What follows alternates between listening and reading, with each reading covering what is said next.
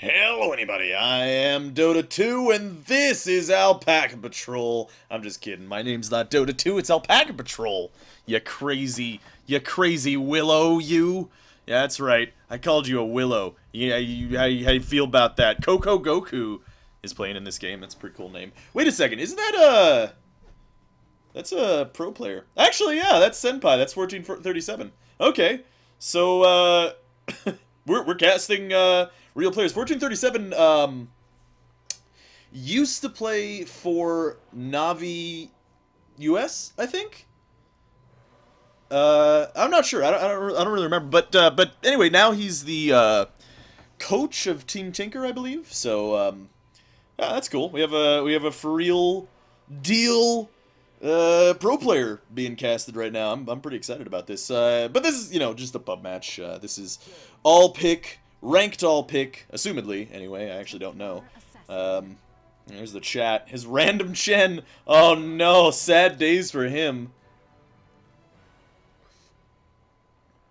But yeah, we're back with some Dota 2. I felt like casting another game, so here we are. We're casting another game of Dota 2. Unfortunately, we're through the picking phase of things, and hopefully we get to see an Oracle or something, but, I don't know if that's necessarily going to happen. Also, I'm planning on saying, as many times as humanly possible. He surely randomed. No, he randomed Lycan. He picked Axe. That's a man who knows the way to my heart. I don't actually know how that saying goes, if I'm being totally honest with you.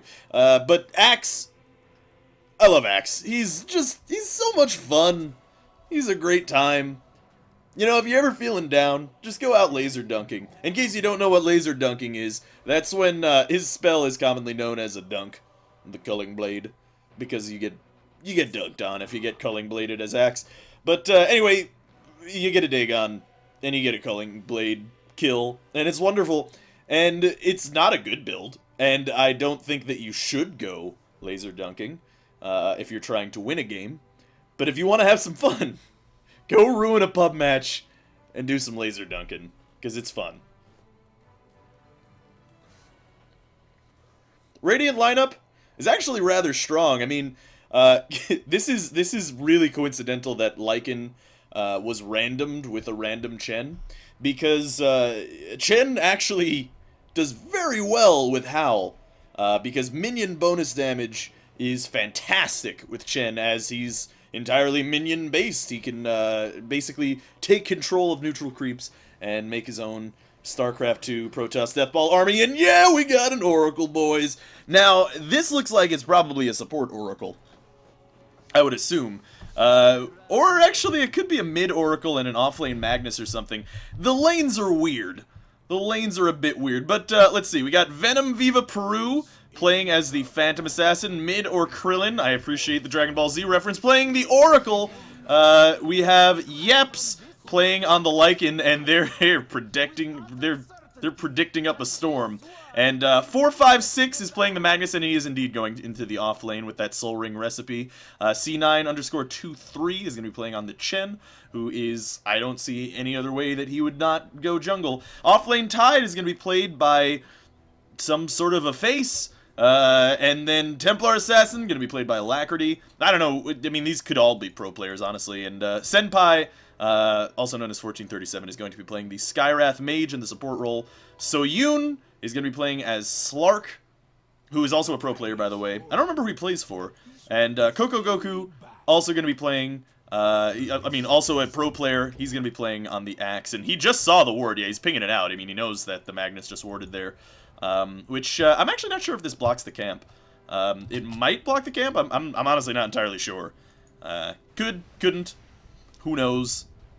It appears that the Lycan has gone for Wolves first to try to scout runes, which, is fair, but it's strange. A lot of Lycans tend to go for Hal first. The battle begins. Looks like he might not even get the ability to deny the rune. No, in fact, Chen gets it. He doesn't need to deny the rune, and there might actually be a little bit of a kerfuffle happening. This is a little bit rough for this Tidehunter, but he does have boots first, so I think he should be able to get away from that fairly easily. He does have to chew through one of his tangos. He's probably going to have to chew through 2, honestly, to be able to stay in the lane against the Lycan. I guess it does make sense to go Wolves first against a Tide Hunter, because otherwise he's just going to run up and anchor smash you all day, because that's kind of what he does. And indeed it is a solo mid Oracle, which actually is pretty strong. Oh, actually, no, it's not a solo mid Oracle. I'm just kidding. There's a PA. So it's a dual lane mid with an Oracle basically zoning the TA out of existence here, which really sucks for the TA. She's not having a fun time. Offlane Magnus, not particularly strong. I mean, can be done. A lot of heroes can just be generally run in the offlane now. You don't really have to have a super good escape to do it as you used to. Offlane's just a bit easier now. And in case you don't know this ability that he is using to harass, it's Fate's Edict. It's basically a disarm, so every time he uses that on the TA, she can't attack. And she takes 50% bonus damage from other abilities, and oh my god. If this Oracle walks up here, oh, if only he knew. If only he knew that this Goku was gonna die. Pretty much. Looks like Tide is, I don't know, sitting next to the small camp. He might be assuming that they're pulling? He will be wrong in that assumption, though. It's basically a Lycan solo, and looks like with his Chen Centaur, he's looking for it. He cancels it 2 times. He's going for it. He does actually have Test of Faith already leveled, so, but I think they're actually not going to be able to get this kill. They're just going to zone the Tide Hunter out of lane, and Axe is, holy cow, nearly dead. What is he still staying here for? Oh man, he's just trying to pick it, and looks like Oracle is actually sitting mid for the Courier, and whose Courier was that? I think this one is dead, and it had a bottle on it. So that was a really good kill on that Courier. He got the bottle Courier out. This is a really good ward, by the way, in case you were playing supporting your safe lane carry. Basically, you can leave the lane, you could go gank if you want, or really even so, especially with the Skywrath, you could just sit in lane and harass, know where the Magnus is at all times. Really good lane ward to help out your safe lane farmer, and to help out yourself if you're the support player. Oracle, in the meantime, rotating all over the place. Doesn't want to steal too many levels from PA in middle lane. The TA otherwise would get ahead on levels, and in fact she already is, even though she is, you know, basically losing the lane. Uh-oh. Magnus in a bit of trouble, skewers, and you see, this this escape not particularly strong, and it looks like this Magnus is actually going to be first blood here. And down he goes to 1437, but in the meantime, Templar Assassin gets killed in the middle lane by Oracle and PA. Unfortunately, PA, okay, I'm just going to say Phantom Assassin, because there's a TA versus a PA in mid. So Phantom Assassin just killed the Templar Assassin in the middle lane. Except, GG Noob Report, Phantom Assassin, no Arcana, no Contract. You can't do it in Ranked anyway. Oh, and that is a dead Axe. You were dead as Dillinger, buddy.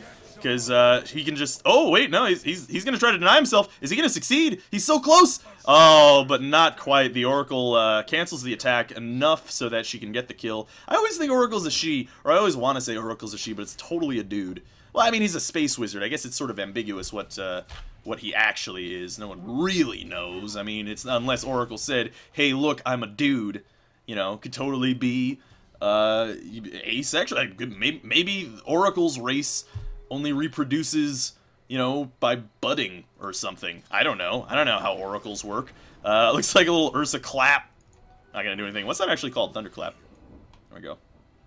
But not gonna do much. Actually misses. That's okay. That's just there to zone out the Tide Hunter, which he has done. And now the Tide, I believe, is just going to go try to stack these camps. Oh my god, Magnus, you are in a terrible place. He gets silenced by the Skywrath Mage. PA's in here, though. She's looking for the kill. She doesn't have Blink Strike yet up because she has been maxing the dagger, which I'm not actually sure what the preferred build is for PA. Me, a 3K player, generally maxes the Blink Strike so you get the lower cooldown, but looks like it's working out pretty well for her. And here we go. Magnus comes back in, skewers in, tries to get the Shockwave, but actually misses narrowly. And Slark, uh-oh, here comes the concussive shot. Here comes the Arcane Bolt. Is going to be enough to get this kill on the Phantom Assassin. She blinks to the Magnus so that she can get away, and I think that's going to be the end of that aggression there. Meanwhile, it looks like Lycan might be looking to roam into the jungle here. instead of staying in lane against this Tidehunter, because, you know, admittedly, it's not going to be the easiest of lanes. Phantom Assassin, in the meantime, holding up the front, only 5 CS ahead of this Phantom Assassin, or the Templar Assassin, rather. There's the disarm with the Fate's Edict, and I don't know if they're going to try to chase for this kill. I think they are. Oh, that subtle, wonderful play. Concussive shot, silence, Arcane Bolt, auto attack, dead Phantom Assassin. And in fact, this Oracle might be dead too, actually. If he could get one more Arcane Bolt.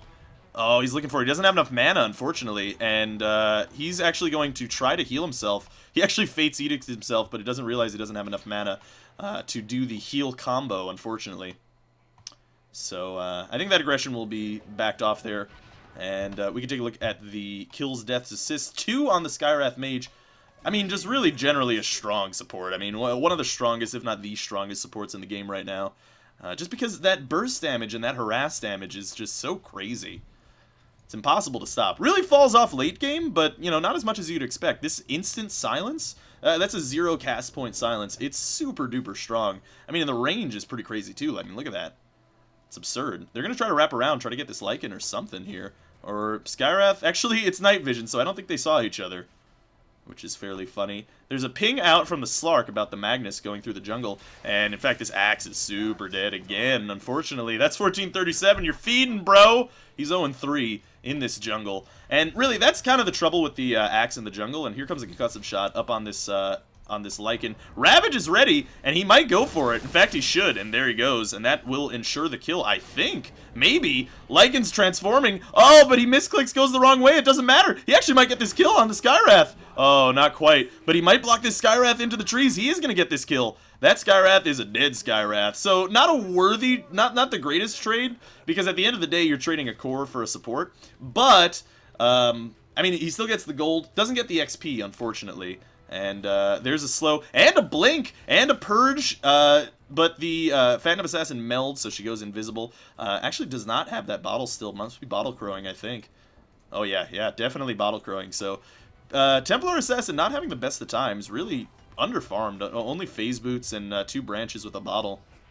At 7 minutes is really not where you want to sit at that Templar Assassin. The thing about Templar Assassin is she really is a snowball hero. You have to get ahead early, and if you get ahead early, then she can really, you know, tear a game open. But starting off slow, not great. The thing is that Psyblades is really effective in farming, so she could come back pretty easily, but definitely she would want to be in a better position than she is in right now. Phantom Assassin picks up the Illusion Rune. The Illusion Rune. The Rune of Illusion. Looks like Phantom Assassin. Oh, taking lots of damage from this Templar Assassin. She's got 2 traps. She's going to pop the other one. Here comes the Refraction, giving her that extra damage, and it looks like this Phantom Assassin is dead indeed. But the wraparound kill and the TP in from the Chen. Meanwhile, Slark gets a kill on Magnus in the off lane. But, we were watching the kills mid. It's not that big of a deal that we missed it, okay? This is a close one. That's pretty close, though. Close fighting. Close engages. Ravage is down for 34 seconds, and it looks like the Tide is rushing out the mechanism. This is something that supports have been doing a little bit more, is they've been kind of skipping the blink sometimes, or at least in these offlane rolls, they've been kind of skipping the blink sometimes and going for a mech. I don't know if I really would favor that on a Tidehunter. He even opted to go for the Arcane Boat, so his blink timing is going to be really, really slow. But the thing is, Slark in the top lane, having a bunch of trouble, but he does pounce out, and I don't think they could really chase. She can false promise the Phantom Assassin. In fact, she might do that. Meanwhile, on the back line, it looks like Chen gets killed by the Magnus, and Magnus skewers in, gets the kill on the Skywrath Mage. Blink Strike up onto this Slark. He pounces behind the trees, and I think that's going to be all the aggression that they're looking for. Magnus does have RP, however, so they might want to dive this tower once they get this creep wave here. But, yeah, the creep wave's looking a little bit weak. Meanwhile, TA doing her best split-pushing impression. Her best anti-mage impression. She's actually a lot better off than I thought she was. She's almost got her her drums, which is, you know, a really good timing, actually. Especially considering how hard her middle lane has been. Oh, and there goes the Centaur Stomp. Fun fact, creeps in the jungle will use their abilities if there are 3 units around them, which is why that Centaur Stomp there.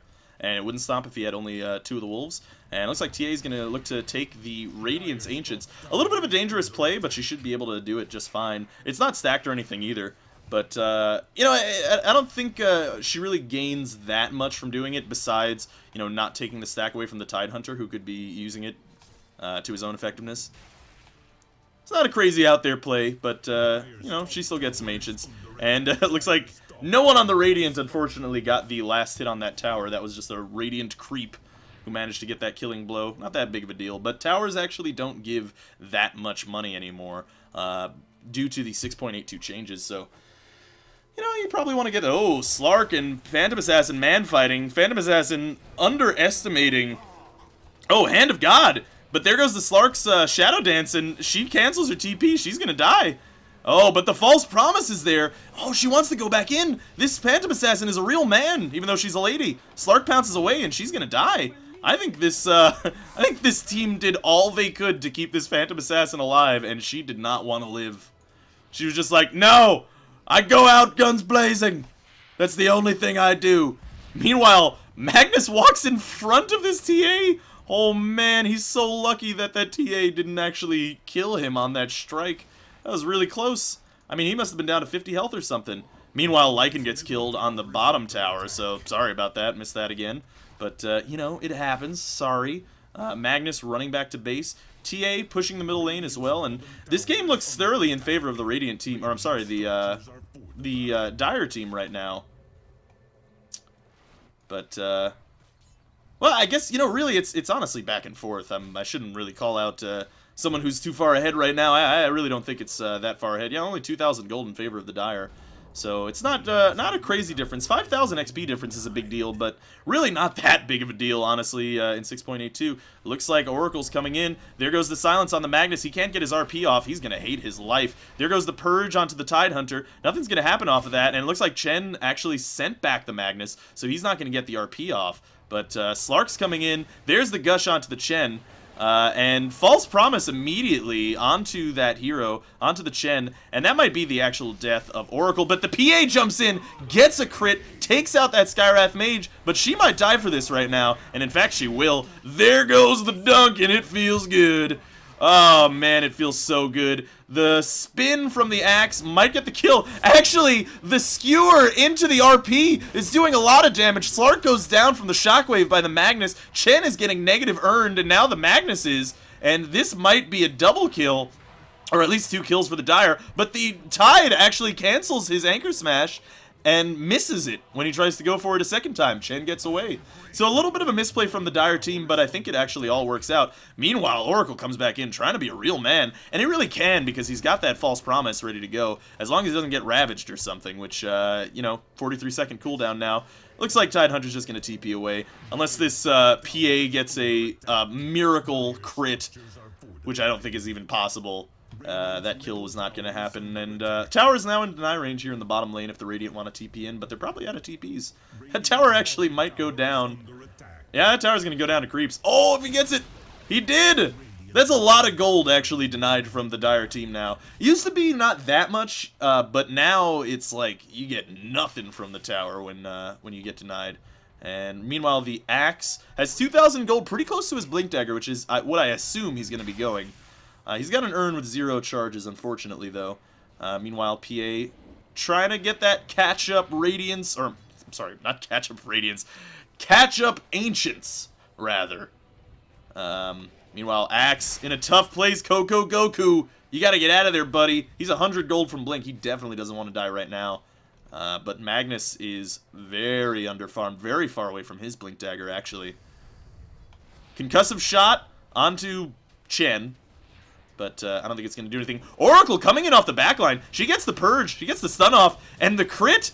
And the PA is actually not taking any damage. But down goes the Ravage. Gush into Anchor Smash. Gets a double kill for this Tidehunter. And it looks like this Chen is dead too. Oh yeah, super duper dead. And this game is getting really out of hand for this Radiant team. They're just getting runned over. Runned over? Ran over? Neither of those really sound that great. I should really go back to casting school. I really should just go to casting school in general. I'm a terrible caster. Anyway, Magnus sitting on the back line. He has his RP. He doesn't want to use it with the no follow-up damage. Maybe he did in like 6.79 or something when Magnus was like super OP. Shockwave doing a bunch of damage, but you know, Magnus, he has some deep push. I mean, Shockwave's a pretty good spell for it, but looks like the Dire team doesn't want to overextend. They don't want to overpress their advantage. And Goku does have his Blink Dagger ready to go now. And in fact, he actually might jump on this Magnus now. He decides not to. Honestly, he probably could have gotten away with baiting out the RP, but it's really dangerous because he probably doesn't see where like any of the heroes are. He sees PA, he can't see Oracle, and Oracle is really all you need to kill basically the Axe for doing that. Meanwhile, Lycan is a wolf. Woof woof, I'm a dog. Woof woof woof. He's taking some ancients with wolf form. Oh, Oracle, bad place, but it doesn't really matter because she's got False Promise. Yeah, he also has that.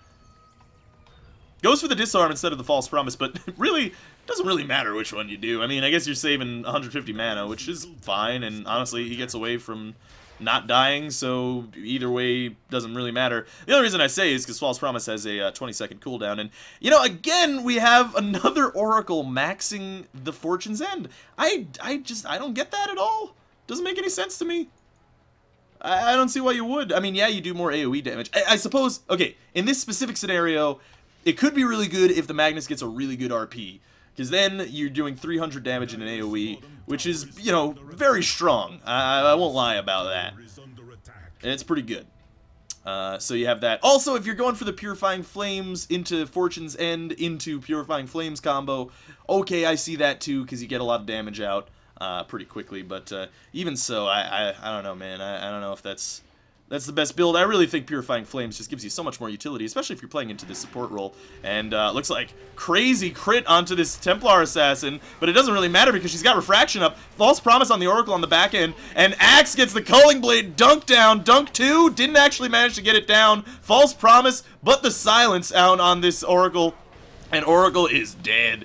In fact, they even commit the Skywrath ultimate, but it doesn't really matter because that's got like a 40-second cooldown. Yeah. 20-second at level 3, which he's actually pretty close to, only 5 levels away. And looks like the Dire are going to try to turn this into a Roche on the back line. I don't know if they have the damage for this without the Templar Assassin in there, but I don't know. Maybe I'm totally fucking wrong. I mean, yeah, they do. They're taking it out. It's going to take a while, though.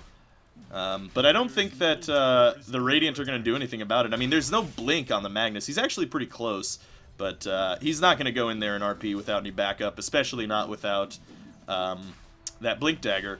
And yeah, taking about 1 million years to kill this Roshan. He does have a buttload of armor, which is why I said the TA would be pretty beneficial, that Meld Strike. I mean, that's an 8 armor reduction. Pretty damn strong. Axe tries to blink in, get the deny on the tower, but he doesn't manage to do it. So they trade a tier 1 tower for... did they actually have a glyph there? They did, so that was a little bit of a misplay. You could glyph every tier. Honestly, you should be glyphing every tier 1 tower because you lose literally nothing for it. In 6.82, they made it so that Radiant, or not Radiant Tower. That would be really OP if they made it just Radiant Towers. Oh, Phantom Assassin, dangerous place, buddy. They both don't know who is better of the engagement here. Oh, but the Templar Assassin is coming in. She's got an Invis rune. She looks really small for some reason. Why does she look so much smaller than this Phantom Assassin? Probably just due to the, you know, stuff. Okay, probably going to try to burst down this Shen. Oh, and they're going to succeed. Here comes the Culling Blade. Oh, the dunk. I think my dick just moved, friends. That feels good. That's why I love Axe, man, because you can just jump in, bust somebody up, dunk them, and get the hell out of there. It is a fun time. Now, I really hope he goes for that Dagon. I know he's not going to, because it's a really terrible build, but it would be fun. Shadowblade on the Slark. When Slark is played competitively, he, like I said in the last game, you generally go for the Blink Dagger to ensure the pounce. But the thing is, oh, here comes a dust. Lycan trying to be a man here. He's got the silence on him, but he moves at 8 million billion miles an hour. And looks like Skywrath Mage is actually going to get killed on the back end. And he really has to get out of there. Yeah, his shapeshift is almost out. TP out from them. No Berserker's Call. No mana for Berserker's Call, actually. So both heroes actually managed to get out with the Skywrath kill. Pretty good play there. And looks like Radiant is going to back off. They can't really fight into this Dire team, unfortunately. Anyway, yeah, like I was saying, Shadow Blade to ensure the pounce is more of like a ganking pubby type of thing, and it looks like he is trying to get this kill here, and he might be able to. He'd have to get the pounce and Dark Pact it immediately because this Centaur is gonna stomp. Yeah, he's got a Dark Pact. Oh, unfortunately he mistimes it, but it doesn't matter. Actually, he doesn't mistime it. He does it just fine. But he might pay for this right now. Dark Pact, Shadow Dance, Ravage on 2. I'm sorry, just Ravage on 1. There's a Centaur. You're not a hero, Mr. Centaur. You're just a cute little Centaur, aren't you? Look at his little teeth. That's actually really very detailed teeth. Never noticed that. Rather interesting. So it all kind of works out in the end there. They do spend Ravage, but I think it's totally worth it, considering. Meanwhile, TA with a double damage wants to run in on this Magnus. He does have a Blink Dagger, so he's pretty much fine. But Oracle has a Force Staff. Got some good support items ready to go. You know, fairly farmed, actually. 6 and 1 on the Slark. 6 and 6 on the Skywrath Mage. So, a lot of deaths, but that hero is like Squish City. I mean, he's got 900 health at level 11 with 3 armor. He is dead if someone sneezes in his general direction. Meanwhile, Phantom Assassin taking Ancients. Axe pinging out this Oracle. Wants to go on him. In fact, they're going to get this kill, I'm pretty sure. I mean, they have to get the Berserker's Call, and the goal... No, he didn't do it! What a disaster. It would have been a waste of mana. But, I mean, come on, you gotta get every dunk that you gotta go for every dunk. You gotta go for every dunk. Oh, Phantom Assassin sees the Skywrath Mage. Oh, Skywrath's in actually a really good position here to take down this Phantom Assassin. And Phantom Assassin's like, ooh? That's my best Tim the Toolman Taylor impression. I really wish I could show you guys that video that I reference every time I make that noise. But, really can't. But that was, like, such good positioning from the Skywrath. I mean, I think it was honestly accidental, but he jukes right into those trees, silences, and gets the Skywrath ulti off the Mystic Flare, takes him down. Meanwhile, in the bottom lane, this tier 2 tower is going down, and it looks like they're actually not going to push high ground. Yeah, there's going to be 2 TPs. They're actually going to try to go on this Lycan. Oh, he gets leashed, and he's actually doing so much damage to this Slark, but he Shadow Dances, and honestly, that Arcane Bolt should probably kill him. There's 2 flying at him, so, I mean, he's, like, dead, I think. He might actually just die to this Battle Hunger. Yeah, he's just dead to Battle Hunger, honestly. I mean, even if he didn't die to Battle Hunger, those 2 Arcane Bolts. I mean, unless he went and, like, bought a Blink Dagger to disjoint it. Which, you know, honestly, I'm not actually sure if Arcane Bolt is disjointable by Blink Dagger. Is it? Do you say? No, can't be disjointed. So yeah, there was nothing he could do. He was dead. Maybe he could buy a bottle and try to regen up in the fountain. Phantom Assassin, in the meantime, taking loads of damage. They actually do pop the Chen heal, and it is not enough, unfortunately. Now, Chen plus Oracle is actually really strong, because that Chen heal at level 3... Level 16, once he's level 16, when he gets the max level, that's a 400 heal, right? With a False Promise on you and doubled healing, if he uses that on a target that has False Promise, well, I mean, you know, the Chen heal's global, but if someone is Chen healed while False Promise, that's an 800 heal when he comes out of that. That's crazy. And here comes the smoke from this Radiant team. I think they're just going to try to bait this Lycan out, because Dire Team has been looking to do that, to jump on him. Oh, and immediately the smoke gets revealed, and Concussive Shot onto this Lycan, plus the Leash, plus the Silence, plus the Mystic Flare, and that is a dead Lycan. Unfortunately, that did not go according to plan. Axe, in the meantime, being a man, 1437, Berserker's Call, and he might just die here. Oh yeah, he is like super duper dead. And Templar Assassin wants to go 1v4 the team too, and she's actually going to almost succeed here, but no, ends up dying as well. You know, this is the invincible... Tide! No, now I get to 1v4 you. Ravage on 2. He does do a lot of damage to the Oracle, but he's going to die as well. Wait, is he? I mean, surely. Yeah, he's dead. Okay, no, it's Slark. Slark, you want to go 1v4 the team? Oh, he might. He might go for it. He doesn't have a lot of mana. He has enough for 1 pounce, and honestly, that's really not enough if he wants to try to get kills and, you know, honestly, effectively escape. But the Skywrath is here too, and yeah, with that Concussive Blast, that is the death of that poor Phantom Assassin, who is 5 and 10. Oh man, that player is playing on tilt currently. And I just want to take a moment to show you something here. Because this is how you play Dota. So let's fog, let's see the fog of the Radiant team. So this is all they see. They see up to here, they see up to here actually, and they see over here. Let's see the fog of the Dire team. They see all the way out past the tier 2 Radiant Tower. They have so much vision up. They know where this Radiant team is at all times, except they don't have this ward here, so they don't see this Lycan. But I mean, they see pretty much everybody at all times. It's, you know, I can't tell you how important vision is in Dota, because positioning is so important in Dota as well. And with good vision...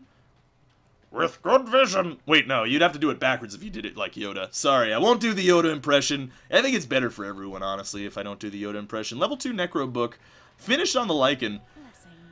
He's going to be trying to split push is what, I mean, that's what he's been doing all game. I think that's the only thing he can do right now, but, you know, once he gets those Necro Warriors up to level 3, he can see this Slark coming to kill him, but Slark looks like he's just essence shifting, taking so much fucking stats from him. False Promise, actually, and the Lycan looks like he wants to be a man. Tide actually taking a bunch of damage on the back line. RP on absolutely nothing. Tidehunter dies, and it looks like that the Lycan is fine too. Meanwhile, the fight is continuing. Oracle gets sent back by Jen, and the Lycan is still fighting. Damage down onto the Templar Assassin, but the Tidehunter gets killed. Or I'm sorry, the Lycan gets killed by Slark. And, oh my god, that meld strike, so much damage, finishing off that Magnus with a pounce. Heal up on this Phantom Assassin, and there goes the little purge. Phantom Assassin really wants to go in, and she unfortunately forces her Oracle to get leaped on. And what is she doing? She's going back in! She's gonna die again! This team... Or this PA, really. Oh, missed pounce, unfortunately. He does manage to get the Dark Pack damage off, but he blinks away to the Chen. Man, this team is trying really hard. Oh, baby. That PA actually gets sent back, but the Chen is going to die for it now. And the PA is coming back in! She gets the immediate crit on the Skywrath, which is a dead Skywrath. Oracle comes back in. False Promise to try to get this kill. She heals the Phantom Assassin. Phantom Assassin can go back in now, but... yeah, I think he's going to back off now. A little bit tough. Meanwhile, the tier 2 tower in the top lane goes down, and that's a lot of alliteration that I just did. Oh my god, the PA! Oh, the Templar Assassin's here, buddy. She's got a Desolator, and down goes that Phantom Assassin. Magnus actually skewers the Templar Assassin up to the high ground. That won't lead to a kill, unfortunately. On the back line, Ravage down on, I don't know, somebody, Lycan. And Oracle is getting wrecked in the base at the tier 3s, and life is hard for this Radiant team. 10-1 on this Slark, and the Templar Assassin 7-3. Had a tough middle lane, but 15,000 gold lead in favor of the Dire, and 20,000 XP lead in favor of the Dire as well. Now, if they win one fight, I'm done solo kill support. Yeah. Life is hard, man. Life is hard for this team.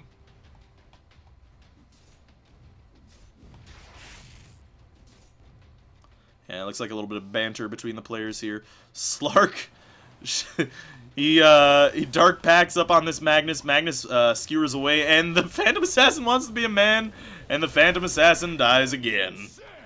Oh man, that player is playing on super tilt land. Really not looking good for her. Gets the Battle Fury too, and honestly, probably wasn't the best decision. Wraith Band, leaving. What item did you get? Oh, probably this Demon Edge. Maybe finish the Scotty. I don't know. I wasn't paying attention. Meanwhile, Dire team looking to take Roche. Honestly, the PA could probably do it solo now, but yeah, I think this PA might be taking the Aegis. Might be the Axe, honestly. I think in this situation, it's whoever grabs it first. Templar Assassin does get it. That's the one that should have it. But, she didn't have any spots. Drops the bottle. Probably going to get the courier to get it. Or, oh, she probably just hands it off to someone else. Actually, yeah, gives it off to someone else. What's really nice about the bottle, unlike any other item in the game, you can just hand that to your teammate, and that's their bottle now. They can just use it. They can fill it. They refill it at the fountain. They refill it at the rune spot. Life is good with the bottle, man. Oh, baby! There's the Force Staff up onto the high ground, but the Skywrath has a Force Staff of his own. Oh, the Shockwaves is going to get him. Actually, Skewer back into RP. The Slark is Shadow Danced in here, and he's going to be able to walk away while the Templar Assassin gets the Meld Strike on the back end, and Oracle is not enjoying her time. Meanwhile, Phantom Assassin again tries to go man mode, and you know what? That's going to get an Aegis right there. Yeah, Aegis is down, but Axe comes in with a Berserker's Call, Ravage on 2, and 2 go down with that Culling Blade dunk. It feels so good. It looks like the Lycan poor dog is going to have to use all of his movement speed to run away. There goes the Skewer. I didn't actually know the Skewer doesn't break that. That's interesting, and I believe this is going to be the end of the game here. I don't think there's much that this Radiant team could do at this point. Unfortunately, unfortunately, the Phantom Assassin is just way too far behind. I mean, 6 and 13. I don't want to like put the game on the back of one player or anything, but you know, when your mid lane goes with 13 deaths, things are not looking good, unfortunately. And it partly has to do, I think, with this Oracle, because not saying that the Oracle is bad or anything. I'm not flaming any of the players. What I'm saying is that Oracle generally makes players feel like, and rightfully so, Berserker's Call onto 2 heroes, and looks like that Lycan is DAA dead. DAA dead. Whoa, what is this? What is this? Oh, is this like... Oh, that's amazing. The axe statue that says Raffle Lamau mid-Culling Blade gets killed by the axe. It wasn't actually killed by the axe, but don't tell anybody about that. I like irony. Anyway, actually this axe might die now. Oh no, here comes the silence. Here comes the slow. Here comes the Berserker's Call. Axe is taking a lot of damage. Pops the Shiva's Guard. There goes the Ghost Scepter on the Chen, and that's really just gonna prolong his life a little bit. Meanwhile, Skywrath Mage coming in. He's gots to Arcane Bolt. Yeah. This game is O-V-E-E-R. Oveer. This is what this game is. But it was a good game nonetheless. Oh! 4-man RP! Is it going to turn into a Ravage? No, it's not. He skewers him way far back. Templar Assassin taking a bunch of damage, but the axe with all the calls. Oh, baby! He almost kills himself on that Necro Warrior, but, man! They actually do manage to kill that Phantom Assassin in the end. Or, I'm sorry, the Templar Assassin. 707 gold for the Lycan, so he's probably got mad money. In fact, he actually DC'd out of the game. He's probably not feeling very happy about how the game went. But, yeah, there's 2 buybacks. Ravage in the fountain. Tide's probably going to die for it. Oh, here comes the Bad Manner Berserker's Call in the fountain. Oh, baby. Dead Chen. Dead game! Volvo disband. Alright, that's the end of that game. Unfortunately, Oracle has a 0% win rate in our Dota 2 casting series, but really like the hero. Very enjoyable. He's a good time. 340 spectators in this game, and I can't control my mouse! I don't see my mouse anywhere. So that's good. There's going to be trouble getting out of this game. But anyway, hopefully you guys enjoyed it. Thanks for watching again. Of course, feel free to leave your criticism. I know I'm not the best caster, and I'm trying to get better, but, you know, feel free to leave your criticism and all that. I read it and appreciate it, of course. And hopefully you guys enjoyed this Dota 2 cast. I did. Anyway, this is Alpacapatrol signing out. Peace, fools.